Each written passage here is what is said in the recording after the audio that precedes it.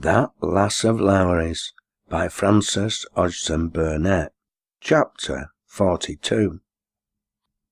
Miss, said Mrs. Thwaite, it were last night, and ye might ha' knocked me down wi' a feather, for I sayed her as plain as I say you. Then, said Annice, she must be in Riggin now. Aye, the woman answered, that she mun, though where God knows I dunno. It were pretty late, you see, and I were getting the master's supper ready, and as I turns mysen from t'oven, where I'd been stooping down to look at bit of bacon, I seed her face again the winder, staring in at me, wild like. Aye, it were her sure enough, poor wench. She were like death itsen, main different from the bit of a soft, pretty, leet-headed lass she used to be. I will go and speak to Mr. Grace, Annice said. The habit of referring to Grace was growing stronger every day. She met him not many yards away, and before she spoke to him, saw that he was not ignorant of what she had to say. I think you know what I am going to tell you, she said. I think I do, was his reply. The rumour had come to him from an acquaintance of the Max's, and he had made up his mind to go to them at once. Aye, said the mother, regarding them with rather resentful curiosity. She were here this morning, Liz were. She were in a bad way enough, said she'd been out on tramp for nigh a week. Seemed a bit out of her head. The mon had left her again, as she might ha' knowed he would. Aye, lasses is fools.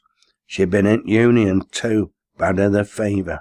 I told her she'd better ha' stayed there.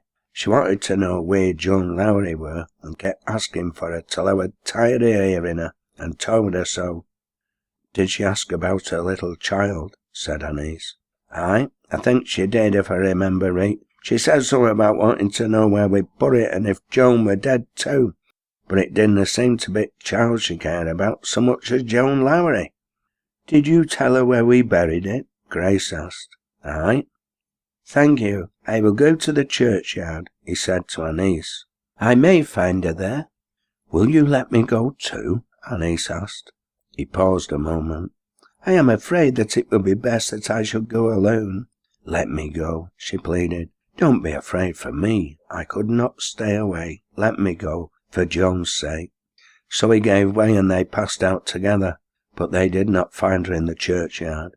The gate had been pushed open, and hung swinging off its hinges.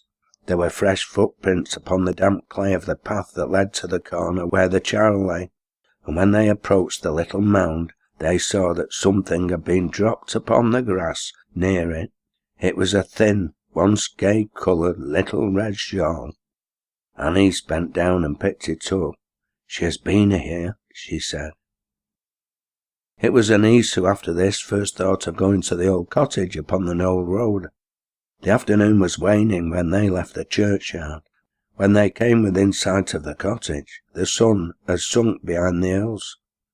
In the red wintry light the place looked terribly desolate.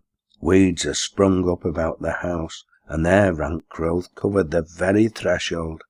The shutters hung loose and broken, and a damp greenness had crept upon the stone step.